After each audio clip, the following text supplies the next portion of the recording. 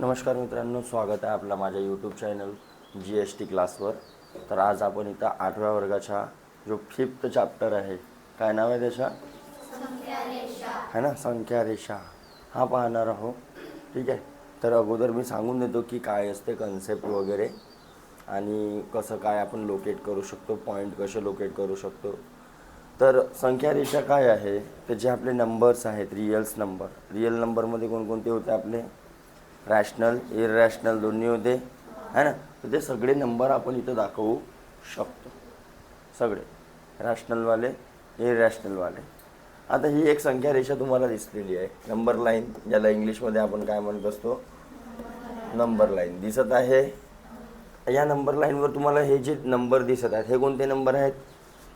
पूर्ण नंबर, ज्याला आपण इंग्लिशमध्ये काय म्हणतो? इंग्लिशमध्ये काय म्हणतो? इंटिजर्स. काय म्हणतो? इंटिजर्स. अरे म्हणतो की नाही, पूर्णांक नंबर आहेत ते, फ्रॅक्शन आहेत का? मग याच नंबर लाईनवर मी म्हटलं की फ्रॅक्शनसुद्धा आहे. याच नंबर लाईनवर डेसिमलसुद्धा आहे. आता डेसिमल कसे दाखवतो आपण? जसं मी म्हटलं 1.5. तुमची स्केल असते, स्केल बघा, अशी स्केल असते तुमच्याकडे.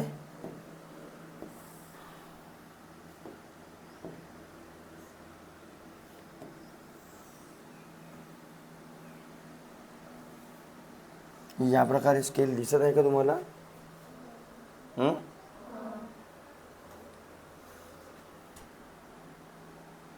जसं आता इथे 0 आहे आणि हा इथं काय आहे? 1. तर 1.5 दाखवायचं आहे, तर मी काय केलं असतं? इथपर्यंत काढलो असतो. अरे इथपर्यंत काढलो असतो. हे काय आहे ॲक्च्युली, जेव्हा 0 आणि 1 म्हणजे एक मोठ्या पार्टचे, जसं आता हा जो पार्ट आहे आपला, या पार्टचे जेव्हा 10 तुकडे करीन, 10 तुकडे, पार्ट, 10 पार्ट, हा एक पार्ट झाला, जसा हा 2, हा 3, हा जेव्हा 10 पार्ट केलो असतो, तर एक पार्ट झाला असता माझा, सपोज हा आपला टोटल होता 1 सेंटीमीटर, 1 सेंटीमीटरचा होता, है ना. बघा, हा 1 सेंटीमीटरचा होता. तर 10 पार्ट करीन तर एक पार्ट झाला असता माझा 1 mm. अरे झाला असता. तर 1 mm, 2 mm, 3 mm असे माझे 10 पार्ट मिळून सनी 1 सेंटीमीटर बनला असता, है की नाही. तर त्याला आपण डेसिमल म्हणतो. डेसिमल म्हणजे जेव्हा 10 पार्ट करतो आपण, तेव्हा पॉईंटमध्ये दाखवू शकतो. ठीक आहे. तसंच 5 पार्टवर पण दाखवू शकतो. आता बघा इथं जसे 5 पार्ट केलेले आहेत, हा टोटल असेल 1, हा टोटल काय होता? 1. तर एक पार्ट कितीचा झाला असता माझा? 5 पार्ट केलेले आहेत, तर 20चा एक पार्ट झाला असता, पण 0.20चा. बघा, हा झाला असता 0.2, 0.2, 0.2, 0.2 आणि 0. यांची ॲडिशन करा बरं, 1 होते की नाही?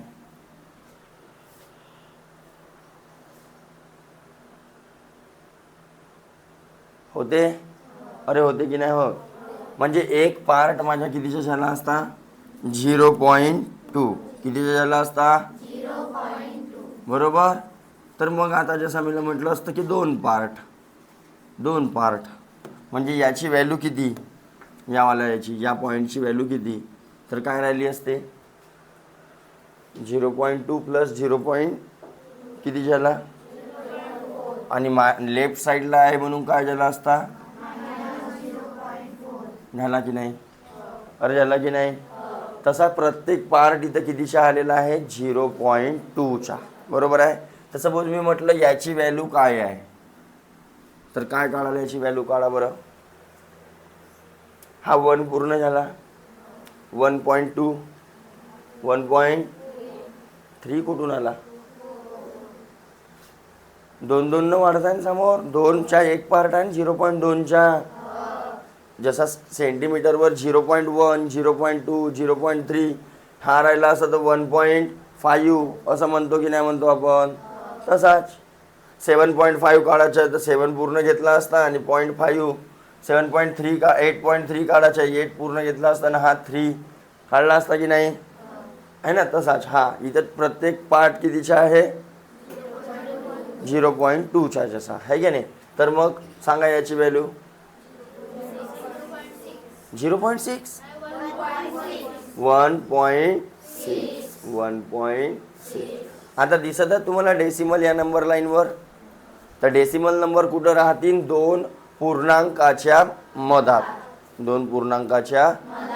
मग सर या नंबर लाईनवर फ्रॅक्शन कुठं आहेत? फ्रॅक्शन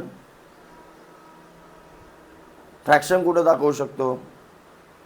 तर मग आपण डेसिमललाच फ्रॅक्शनमध्ये रूपांतर करणं शिकलो होतो की नाही? मग याच्या फ्रॅक्शन व्हॅल्यू काय आला असता सांगा बरं? 16/10. आणि कितीनं कट्टे आता हा? बे पंचे बे आठी जमलं. हां, आता याची व्हॅल्यू काढून दाखवा मग. 4/10 आली असती. पॉईंट नंतर एक संख्या आहे ना, तर बे पंचे बे दुने हे वाली व्हॅल्यू आली असती की नाही आली असती? आता काय समजला यांच्या व्हॅल्यूवरून? या व्हॅल्यूमध्ये आणि या व्हॅल्यूमध्ये काय कॉमन आहे? 5. मग हा 5 आला कुठून? कसा आला? एका मोठ्या पार्टचे आपण किती छोटे छोटे पार्ट केले होते? किती केले होते? बघा 1 2 3 4 किती पार्ट केले होते आपण? समजलं? तो 5 होय. लाईन किती मारलो? लालवाल्या 4 लाईन मारलो तर 5 पार्ट झाले. 10 पार्ट बनवायचे असतील तर 9 लाईन.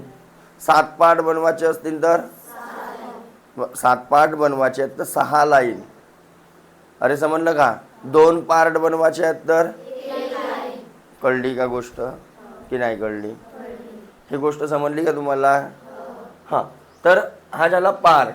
तर हा काय सांगते की जसं हे व्हॅल्यू काय सांगत आहे? खाली जे लिहायचं ते लिहायचं मोठ्या पार्टचे किती तुकडे केलेले आहे, प्रत्येकाचे किती तुकडे केलेले आहे. समजलं का? तो लिहिला आपण खाली. आणि आपल्याला जो आहे जसा 8 लिहिलेला आहे वर, तर तो कोणत्या नंबरवर असेल? इकडून शून्यापासून मोजत नेला तर कोणत्या नंबरवर असता? 8व्या नंबरवर. बघा 5 पार्ट इथं झाले. 6 7 समजलं का? अरे समजलं का? सपोज आता मी म्हणेन तुम्हाला की बाई 13/5 दाखवा. 13/5 हा पॉईंट कुठे येईल?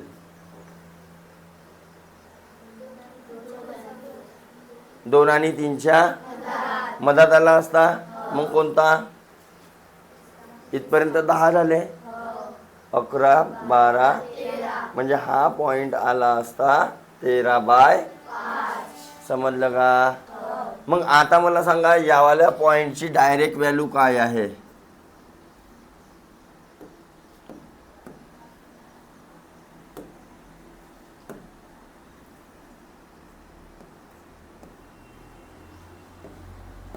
फ्रॅक्शन व्हॅल्यू सांगा डायरेक्ट यावाल्या पॉईंटची.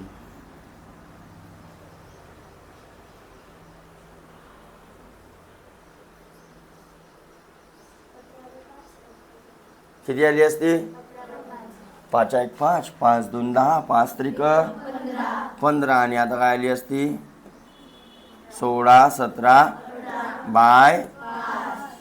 समजलं की नाही समजलं? लक्षात येईल? लक्षात येईल का? मग आता सपोज मी इथं म्हटलं असतं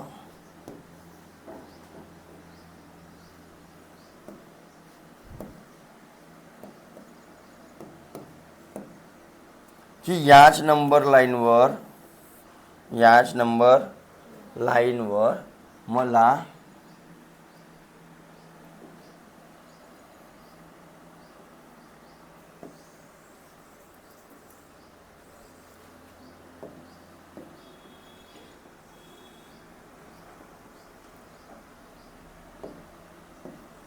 एक दोन तीन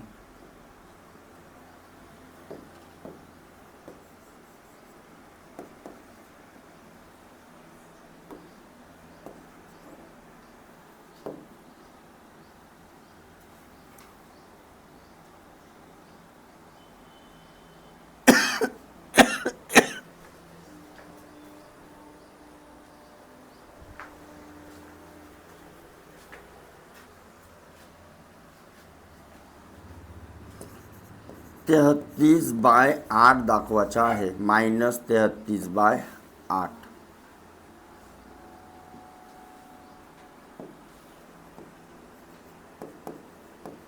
-33/8 दाखवायचं आहे. कसं दाखवाल? याच नंबर लाईनवर दाखवायचं आहे. तर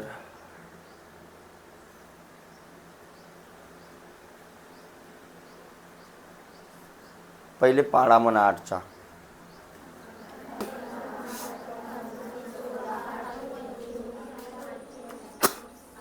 8 म्हणजे 32 पर्यंत पूर्ण भाग चालला आपला. तर 8 म्हणजे 4 पॉईंट समथिंग असेल, म्हणजे 4च्या समोर असेल. अरे असेल तर कोणत्या पार्टचे तुम्ही 8 हिस्से केले असते? जसं आता इथं तर सगळ्यामध्ये 5-5 होते, सगळ्यांमध्येच. आपल्याला 8 वाला दाखवायचा आहे, तर प्रत्येकाचे 8-8 करत आणाल का? नाही. हा ज्या पार्टमध्ये येऊन राहिला, कोणत्या पार्टमध्ये येऊन राहिला? हा 4 अन 5च्या बिछामध्ये येणार, त्यावाल्याच पार्टचे काय करायचे? 8 हिस्से. त्यावाल्याच पार्टचे काय कराल? मग 8 हिस्से करून घेऊ. 8 हिस्से करायचे 7 लाईन मारा लागतील.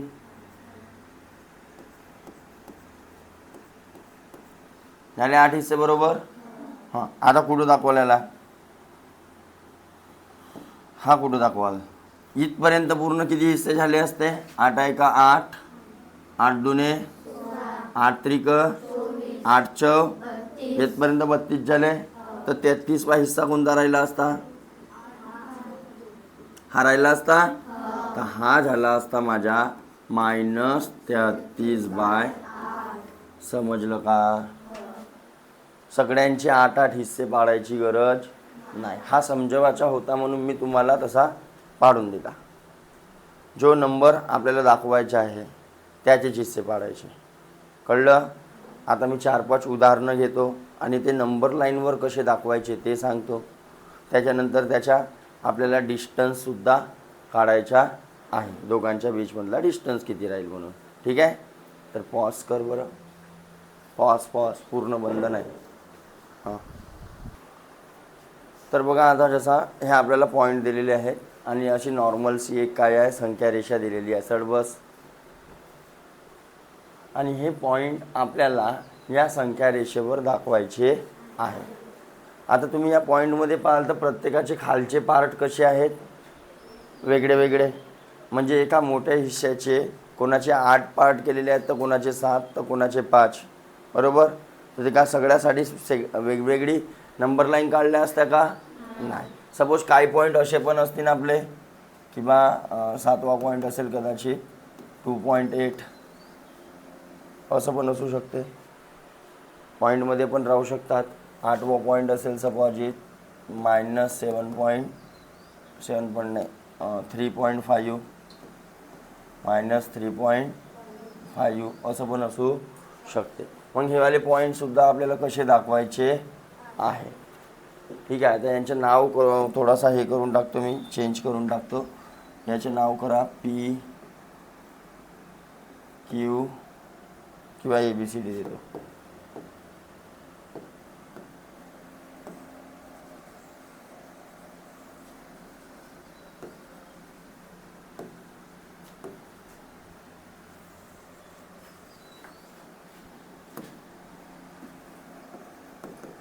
A, B, C, D, E, F, G आणि हा H. हे पॉईंट आपल्याला दाखवायचे आहेत नंबर लाईनवर. ठीक आहे. सर्वप्रथम मी पहिला सांगतो. ए आपल्याला दाखवायचे आहे नंबर लाईनवर. बरोबर? तर काय दिसून राहिला? 7/8. तर काय म्हटलं मी? पहिले खालच्या नंबर पकडायचा 8. आता 8पेक्षा ही लहान आहे म्हणजे शून्यचा भाग जाणार आहे. म्हणजे कोणाच्या बीचमध्ये येईल हे? 0 आणि 1. त्या साईडला की या साईडला? या साईडला. अरे भाग द्या ना, असा दिमागामध्ये करून पाहायचा. 8 0 0 7 झाला, पॉईंट आला. 8 साधीचे पण 8 असा झाला असता. 0.8 कुठे येणार आहे? 0 आणि 1च्या मधातच येणार आहे की नाही? तर 0 आणि 1च्या मधामध्ये म्हणजे इथं येणार आहे. तर यावाल्या पार्टचे किती हिस्से पाडाल? किती हिस्से पाडाल?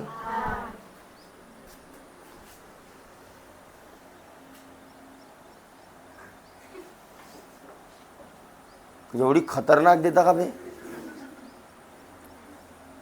हाँ ये बहुत खतरनाक. भाई पॉज कर रे, पॉज कर. चालू केली मधातली का खालची? हां. तर बघा आता जसं आपल्याला हा दाखवायचा आहे 7/8. तर 8 जो आहे 8 तेवढे हिस्से करायचे आहेत. कोणाचे? कारण हा 0 आणि 1च्या मधामध्ये येणार आहे. म्हणजे यावाल्या पार्टचे आपल्याला किती हिस्से करायचे आहेत? 8. किती करायचे आहेत? मग 8 हिस्से करायचे आहेत. लक्ष द्या, 8 हिस्से करायचे आहेत. तर लाईन किती माराल? 7. लाईन किती माराल? लाईन मारता येते ना तुम्हाला?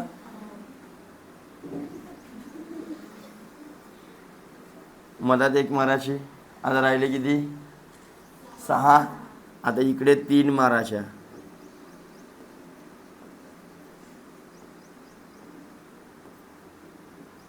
झाले 8 हिस्से बरोबर. अरे 8 हिस्से झाले. दिसत आहे? हां 8 हिस्से झाले. आता आपल्याला त्याच्यापैकी कोणता हिस्सा म्हणत आहे? कोणता हिस्सा म्हणत आहे? 7वा. कोणता हिस्सा म्हणत आहे? तर 1 2 3 4 5 6 हा राहिला असता माझा काय? 7/8. ज्याचं नाव काय आहे? ए. कळलं? अरे कळलं? मग दुसरा पॉईंट दाखवायचा आहे आता आपल्याला. बघा -11/5 म्हणजे एवढा तर समजला की 5 हिस्से पाडायचे आहेत. पण कोणाचे? तर 11ला 5ने भाग द्या.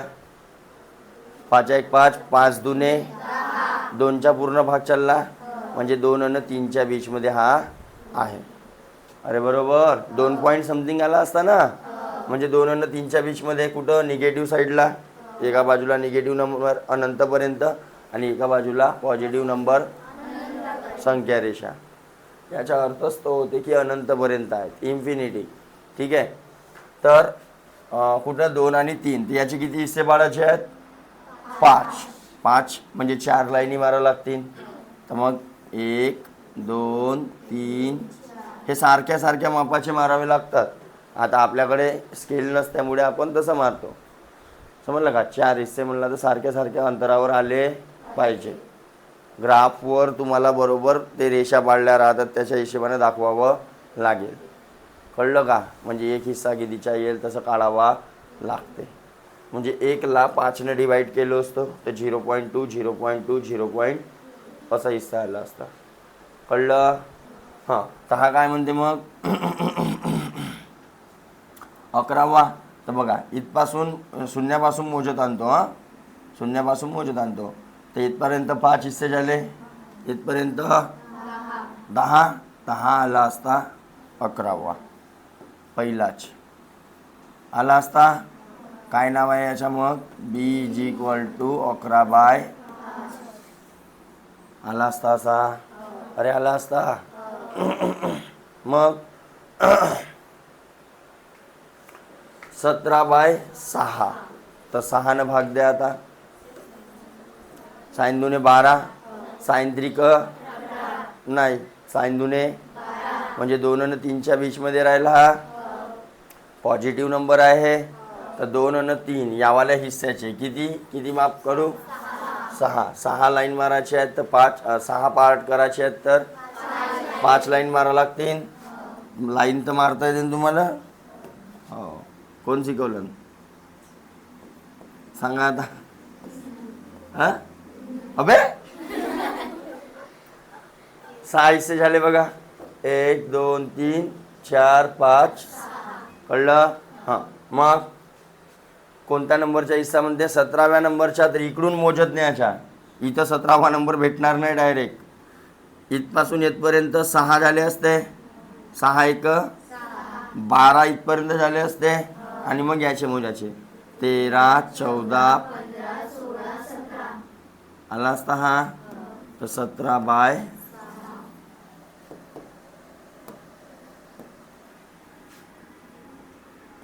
17/6. काय नाव आहे याच्या?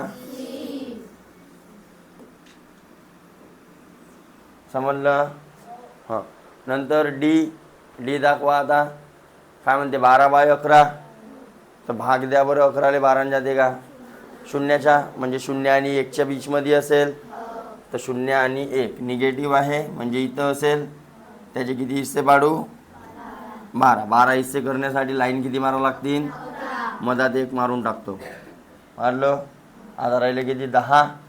अरे 10 लाईन आल्या तर 1 2 3 4 5. 1 2 3 4 झाले 12 हिस्से बरोबर. झाले 12 हिस्से बरोबर.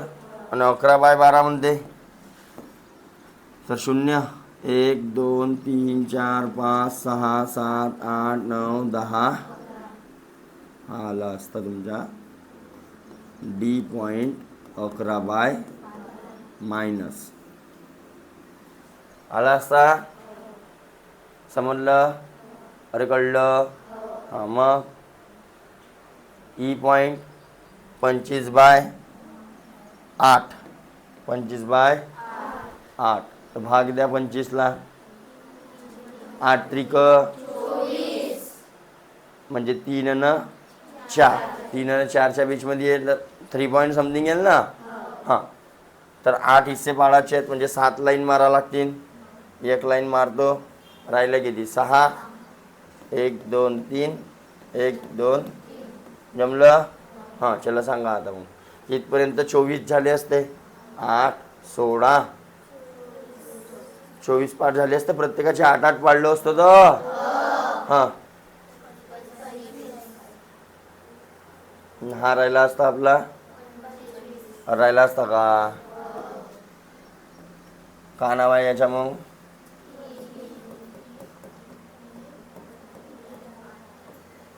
जमलं? हां. हा 7/28.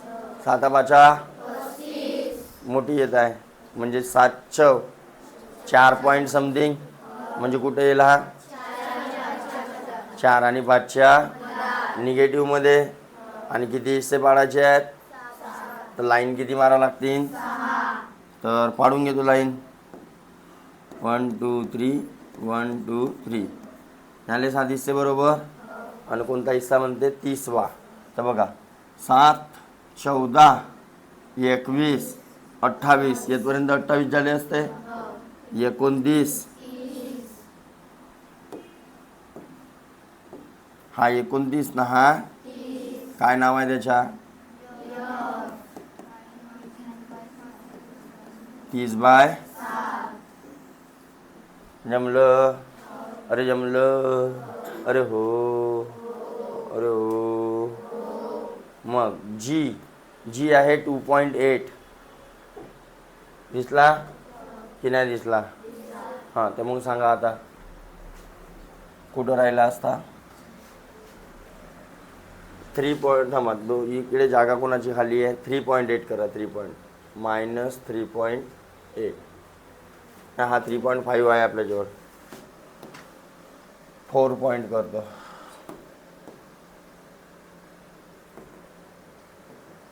4.8 म्हणजे कुठं असता? 4 आणि 5च्या मधात. तर 0.8 म्हणते. तर एक तर ज्याला कन्वर्ट करायचं असं. ओके. अरे 4.8ला असं रफमध्ये करून घ्यायचं. 2 पंचे 2 दुने 2 चौ. अरे हो.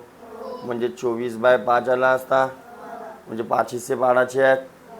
5 हिस्से पाडायचे आहेत तर 4 लाईनी ना. 1 2 3 आला असता. इथपर्यंत किती झाले असते? 5 चौ झाले असते 20. आणि 21 24 म्हणजे हा आला असता 24/5. पण याची ओरिजिनल व्हॅल्यू काय होती?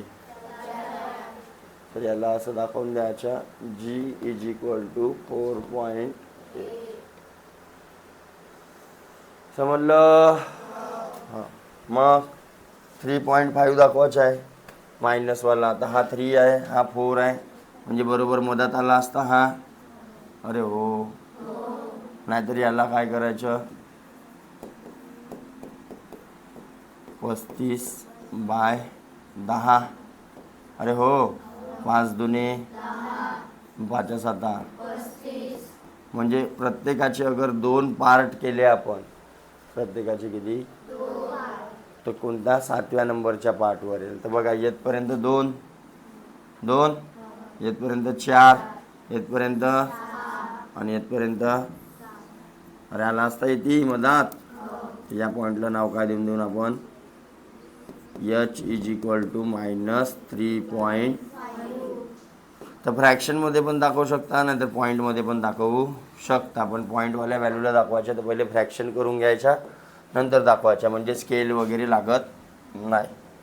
ठीक आहे. आता होऊ शकते तुम्हाला अशी नंबर लाईन दिलेली राहील आणि असे पॉईंट दिलेले राहतील, ने दाखवा म्हणाल. आता NMMSची एक्झाम आहे, तर असं तर काही करणार तुम्हाला का नंबर स्केल देईल का, तो नंबर लाईन देईल का काढासाठी, नाही. तर काय देईल तुम्हाला, अशी सजलीवाली काय देईल, अशी सजलीवाली पॉईंटवाली, ऑलरेडी जिथं पॉईंट आहेत तशीवाली नंबर लाईन देईल. आणि काय म्हणेल, find the distance between, suppose म्हणेल F आणि A, F आणि A चा अंतर काढा. ठीक आहे. एक राहील तुमचा F आणि A. सपोज एक राहील तुमचा F आणि D, F आणि D चा अंतर काढा. एक राहील सपोज A आणि G चा अंतर काढा. अशी नंबर लाईन राहील आणि असे प्रश्न राहतील तुम्हाला. तर कसं है ना, कसं काढणार आहोत, तर एक उदाहरण देतो, लक्ष द्या. सपोज हा माझा घर आहे, प्रशांत. ठीक आहे. येथून हा इकडे सपोज आहे 5 किलोमीटर. हा आहे माझ्या मित्राचं घर. ठीक आहे. आणि इथून इकडे डाव्या बाजूला एक दुसऱ्या मित्राचं घर आहे, सपोज D. हा आहे सपोज 7 वर. ठीक आहे. आणि इतक्यात कुठंतरी इथपासून दुसऱ्या अंतरावर दुसऱ्या मित्राचं घर आहे, त्याचं नाव आहे सपोज R. आणि इथपासून इथपर्यंत इथे सपोज इथे एक दुसरा मित्र राहतो, ज्याचं अंतर आहे 3. ठीक आहे. ॲरो बघा कुठून दाखवलेला आहे, हा 0 पॉईंट आहे, माझा घर. ठीक आहे. लक्षात आली गोष्ट. तर मी सपोज म्हणेन तुम्हाला, याचं नाव आहे सपोज T. काय नाव आहे, T. मी जर म्हटलं की तुम्हाला D आणि Rच्या बीचमधला अंतर काढा, किती आला असता. हे सगळे जे अंतर दिलेले आहेत, हा जो अंतर दिलेला आहे या घरापासून दिलेला आहे, माझ्या घरापासून 7 किलोमीटर. रुपेश राहते माझ्या घरापासून 2 किलोमीटर. ठीक आहे. मग हा तन्मय राहते सपोज माझ्या घरापासून 3 किलोमीटर.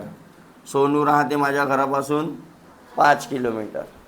सगळे माझ्या घरापासूनचे दिलेले आहेत. ओके. आता मला सांगा, हा D आणि R याच्या बीचमधला अंतर किती, कसं काढलो आपण. तर येथपासून येथपर्यंत अंतर माहीत होता. अरे बरोबर. आणि येथपासून इथपर्यंत अंतर माहीत होता. तर ह्या अंतरमधून हा अंतर मायनस केला. तसंच बघा, हा 0 पॉईंट, हा दिसला 0 पॉईंट. 0 पॉईंटचा जसा हा जो अंतर दिलेला आहे, हा इथपासून इथपर्यंतचा अंतर दिलेला आहे. कळलं. हा जो अंतर दिलेला आहे, हा इथपासून इथपर्यंतचा अंतर आपल्याला दिलेला आहे. आणि हा जो अंतर दिलेला आहे, हा इथपासून इथपर्यंतचा, म्हणजे इकडून पूर्ण येथपर्यंत. कारण सगळ्यांची जो मोजमाप झालेला आहे तो कुठून झालेला आहे, 0 बिंदूपासून झालेला आहे. जर दोन्ही पॉईंट इक्वल टूच्या एका बाजूचे असतील म्हणजे झिरोच्या एका बाजूचे असतील तर आपण काय करू, डायरेक्ट असा करू, मायनस. त्याच्या मोठ्यामधून छोटीवाली व्हॅल्यू मायनस, मोठ्यामधून छोटीवाली व्हॅल्यू. लक्षात राहील का? आता इथं मग मायनस मायनसचा काही रोल कॉल पाळायचा नाही, कारण अंतर कधी मायनसमध्ये राहते का? हां, हे नंबर दाखवत आहो म्हणून आपण मायनस दाखवलेला आहे. पण मला इथपासून इथपर्यंतच्या अंतर मोजायचे असतात, मी मायनस दाखवलं असता का? नाही, अंतर तर पॉझिटिव्हच राहते. कळली गोष्ट? पुस्तकामध्ये दुसरी मेथड दिलेली आहे, तिथं तो मायनस पण घेईल, कुठं प्लस करते कुठं मायनस करते, पण मी तुम्हाला सोप्या भाषेत सांगतो, आपल्या गावठी भाषेमध्ये. ठीक आहे. सपोज मला सांगा आता की बा रुपेश आणि तन्मय यांच्या घरातला अंतर अगर मला काढायचं असतं तर काय केलं असतं? प्लस. म्हणजे शून्यापासून याच्या घर इकडे 2 किलोमीटर आणि याच्या घर इकडे 2 आणि 3. ओके. म्हणजे इकडे शून्याच्या या बाजूचा एक पॉईंट असेल मायनसमधला आणि एक पॉईंट असेल कुठला, तर काय कराल त्याच्या? प्लस. काय कराल? याच्या काय केल्या तुम्ही? अरे प्लस केले की नाही? तर याच्या बी काय कराल? म्हणजे सपोज मी म्हटलं बी आणि सी यांच्यातला अंतर पाहिजे, तर हा जो बीचा अंतर आहे हा 0 पासून इथपर्यंतचा आहे आणि सीचा जो आहे 0 पासून इकडचा, तर हा अंतर आणि हा अंतर मायनस घ्यायचा. अंतर काढताना मायनस मायनस घ्यायचा. लक्षात राहील. डायरेक्ट काय करून टाकाल? प्लस. डायरेक्ट काय करून टाकाल? कळली का गोष्ट? पुन्हा सपोज मी म्हटलं आता तुम्हाला टी आणि यस मधला अंतर किती? टी आणि यस याच्या घराच्या आणि याच्या घराचं अंतर किती? 2. कसं काढलं? तर यसची रिडिंग माहीत होती मला, त्याच्यातून टीची रिडिंग काय केलं? मायनस. हा अंतर असा दाखवतो ना, तर आपण जो नंबर लाईनवर दाखवतो तो त्याच्या खाली दाखवत असतो व्हॅल्यू, त्या पॉईंटच्या. पण तो ॲक्च्युअल असते शून्यापासून तर तेथपर्यंतचा अंतर. कळलं का काय म्हटलं? अरे कळलं का? तर इक्वल टूच्या एका बाजूचे असतील, झिरोच्या एका बाजूचे असतील, एक तर या बाजूचे नाहीतर, आणि त्यांच्याच अंतर काढायचा असेल तर मोठ्यामधून छोटा मायनस. लक्षात राहील. आता मोठा कोणाला पकडाल? जो दूर आहे तो. इथं जसा मायनसच्या दृष्टीने पाहायला गेला तर मोठा हा झाला असता, पण अंतरच्या दृष्टीने पाहायला गेला विदाऊट मायनस तर मोठा कोण होईल? अरे जो जास्त दूर असेल तो मोठा. लक्षात राहील का? मायनसच्या दृष्टीने नाही म्हणत आहो, अंतरच्या दृष्टीने म्हणत आहो. काय म्हणत आहो? कळत आहे का? का फक्त मान हलवता? पक्का? हां. आणि एक पॉईंट शून्याच्या या बाजूचा असेल, एक पॉईंट शून्याच्या या बाजूचा असेल तर काय करायचं? प्लस. काय करायचं? लक्षात राहील का? लिहून द्यावं लागतील? राहतील का लिहून द्यावं लागल? हां, लिहून द्यावं लागेल काय?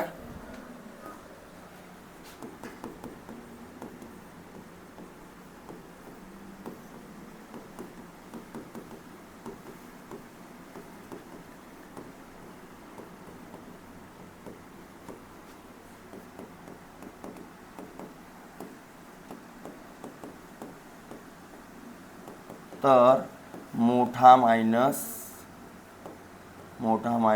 लहान.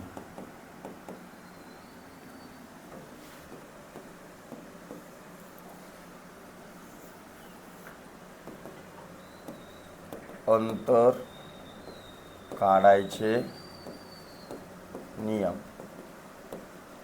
अंतर काढायचे नियम. हां, मग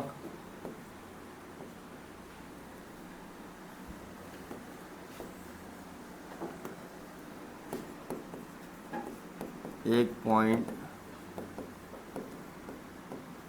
शून्याच्या एका बाजूला आणि दुसऱ्या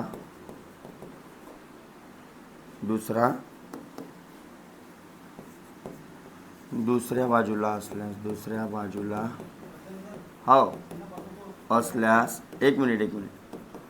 असल्यास काय कराल, एक पॉईंट शून्यच्या एका बाजूला आणि दुसरा पॉईंट शून्यच्या दुसऱ्या बाजूला असल्यास काय कराल, प्लस काय करायचा, मोठा किंवा दोघांच्या काय करायचा, दोघांच्या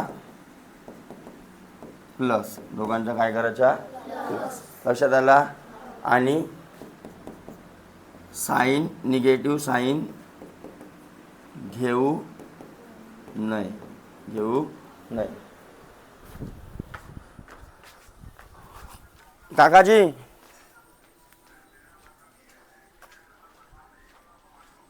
अजी नाही आज पाहत मला हा ग्रुपमध्ये नाही आहे, मेसेज टाकला आहे. आता मला 9:30 वाजता नागपूरला जायचं आहे, तर आजच्या दिवस सगळ्या बॅचला सुट्टी राहील, फक्त एकच बॅच घेतो. हां उद्या पण हो चांगलं झालं.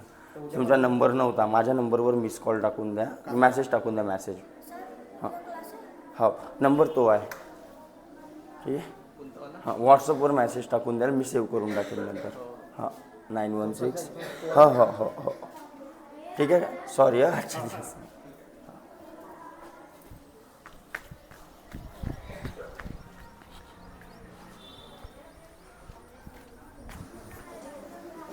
हे बोलायचे नाही. हां लक्षात आली गोष्ट, अरे लक्षात आली. तर काढूया आता डिस्टन्स. अरे डिस्टन्स काढूया का. हां बंद केली होतीस का बोरी, नाही ना. हां बघा, तर पहिला दुसरा तिसरा, ठीक आहे ना. सगळे पॉईंट दिसत आहेत. ओके, पहिला जसा मला काढायचा आहे, एफ आणि एचा distance of F and A. आता एफ कुठं आहे, इकडे, म्हणजे या शून्याच्या या बाजूला आहे, आणि ए कुठं आहे, या शून्याच्या डायरेक्ट त्या पॉईंटच्या काय करायची बेरीज, म्हणजेच 30/7 प्लस 7/8. काही साईन वाईन घेण्याची गरज नाही. 8 त्रिक प्लस 7 7 भागीला 7 8 करा, बेरीज करा. 289/86 हा झाला असा युनिट. युनिट नाव लिहायचं, एकक, युनिट किंवा एकक. जमलं, समजलं की नाही समजलं. हां सपोज आता मला दुसरा पॉईंट काढायचा आहे, जागा तर आहे नाही आपल्याकडं.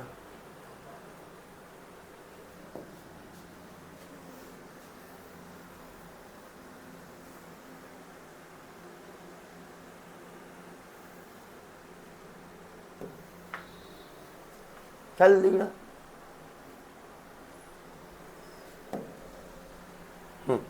तर दुसरा पॉईंट काय आला असता, तर बघा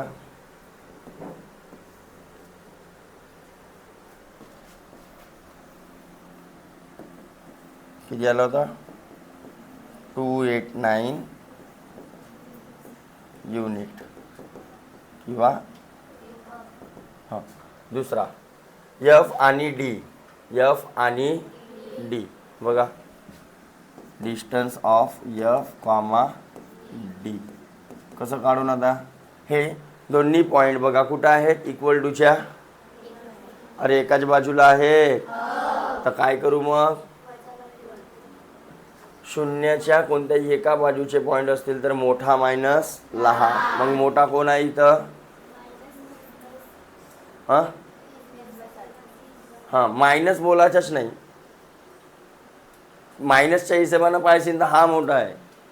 11/12 -11/, मायनस विसरून जा, डिस्टन्स काढायचं आहे तर कळलं.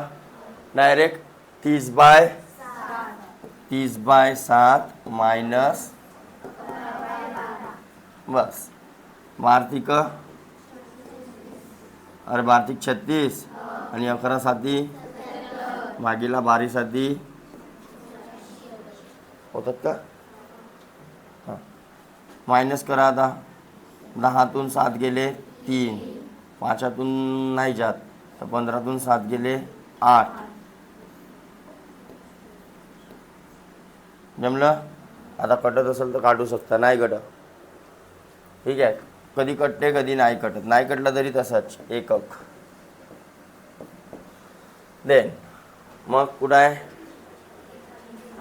होऊ शकते याच्या पॉईंटमध्ये राहून, उत्तर पॉईंटमध्ये राहील, त्याच्या पॉईंटमध्ये काढता आला पाहिजे, भागाकार करता आला. तिसरा ए आणि जी, ए कॉमा जी. कुठं आहे ए, हाय. जी कुठं आहे, हाय. दोन्ही इक्वल टूच्या कोणत्या बाजूला आहेत, एकाच बाजूला आहे. तर काय करीन, वजाबाकी करीन, मोठा मायनस. तर 4.8 मायनस हे कोण आहे 7/. अरे बरोबर, याला फ्रॅक्शनमध्ये करू शकतो. 48/, मायनस 5, 24, 24/, मायनस. आता मल्टिप्लाय करा. 832, 7 आले 3, 8 दुने 16 आणि 3 19. 7 5 8 म्हणजे करा मायनस. 12तून 5 गेले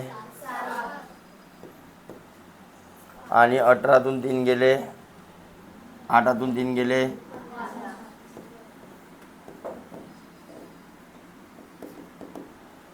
कळलं, समजलं सगळ्यांना. तर बस एवढाच आहे याच्यामध्ये, दुसरं काही नाही. सगळे कन्सेप्ट समजले सगळ्यांना. तर नोट डाऊन करून घ्या तुम्ही. आता किती मिनिटाचा झाला पाय बरं, बंद कर मग.